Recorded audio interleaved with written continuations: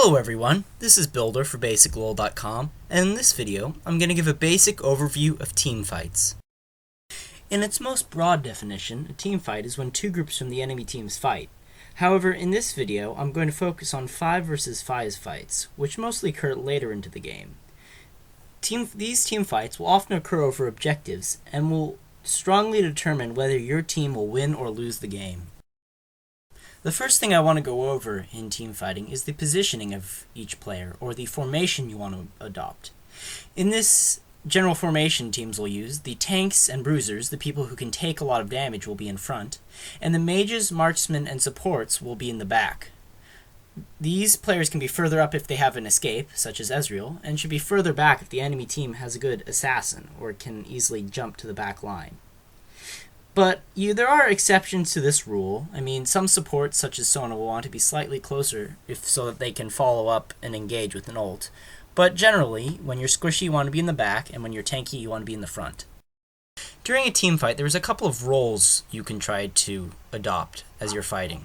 You can try to dive, which is passing through the enemy's front line in an attempt to disrupt or kill the enemy's back line. A couple of champions that are good at this are Mundo, Shyvana, and Vi. All of them have a way of closing the gap between the front line. Mundo and Shyvana both have large move speed increases, and Vi has a couple of gap closes which you can use. The opposite role of diving is to peel, which is the act of protecting your backline by using crowd control abilities and by damaging them. A couple of champions that are good at peeling are Janna and Alistar for their knock-up and knock-back combos, and Lee Sin, who can kick an enemy player away with his ult. Another goal or role you can play in a teamfight is to assassinate an enemy player. To do this, you use spells in order to instantly kill them. And this can be very effective if you can prevent an enemy from dealing damage if you assassinate them.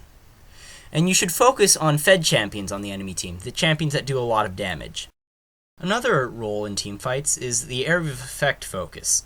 These are champions who have area of effect spells which deal a large amount of damage or have crowd control. And their goal is to use these spells on as many champions as possible. If the enemy team has a lot of area of effect spells, your team should probably be careful and attempt to not group up too much together to all get caught by the area of effect. A couple of champions who are good examples of this are Orianna with her ultimate and just general ball movement, Misfortune, who has a lot of damage through her ult, Wukong, whose ult does area of effect damage and knocks up, and Malphite, whose ult also does area of effect damage and knocks up.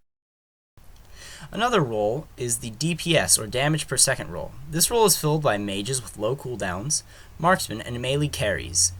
These champions will deal damage when possible and then back out. They either have very low cooldowns, such as Cassiopeia, or aren't particularly reliant on abilities in order to deal damage, such as melee carries and marksmen. These champions are good late in teamfights once most people have used most of their big spells. Those champions will have their spells on cooldown, whereas the DPS champions will still be able to output a large amount of damage. In order to help explain the progression of a teamfight, I have split up a teamfight into a couple of different phases. These phases might be a bit fuzzy and hard to understand exactly when one starts and when the next begins, but overall, the ideas in it will help you understand the flow of a teamfight. Teams will initially poke each other at long range, and after a bit, one team will try to engage onto the enemy team. Afterwards, their team and the enemy team will try to follow up, and the enemy team may try to disengage if they don't like the fight. And after people have followed up, there can be cleanup, where people are low and try to run away, and people try to finish off as many people as possible. The first phase of a teamfight, or really the phase before a teamfight, is the poke and siege phase.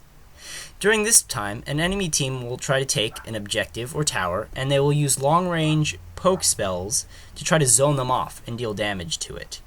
On the right side, you can see that the blue team is trying to take the purple team's inhibitor. After the poke and siege phase, one team will decide to try to start a fight.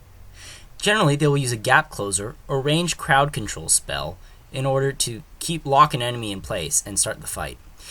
If you look on the picture on the right, you can see that Renekton, me in this case, home guarded in and then stunned Xin Zhao in order to start a fight. After one team engages, their team, and possibly the enemy team, will use follow-up abilities in order to try to get the fight going. After Renekton stunned Xin Zhao, he was shot with a cocoon from Elise, and Wukong and Alistar quickly went into the fight. If a team does not want to fight, they will try to force the enemy team off of them, using abilities and just running away. This is good when a player is caught by the enemy team and you're trying to get them out, or if there's a 4 versus 5, as is in the case in these screenshots. As you can see, as the fight progressed, Xin Zhao used his ultimate and knocked back Wukong and Alistar in order to disengage his team. The final phase of a team fight is the cleanup phase. During this phase, champions will get low and will attempt to run away. And this is where champions with resets, or abilities whose cooldown is reset upon getting a kill, truly shine. As you can see on the right, the blue team failed to disengage, and I as Renekton charged their back line and got very low. However, I backed off after a while, and everyone else was very low.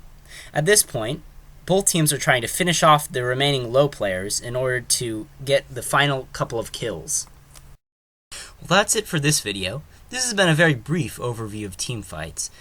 For a more in-depth look, please visit BasicLoL.com. Thanks for watching, and have a wonderful day.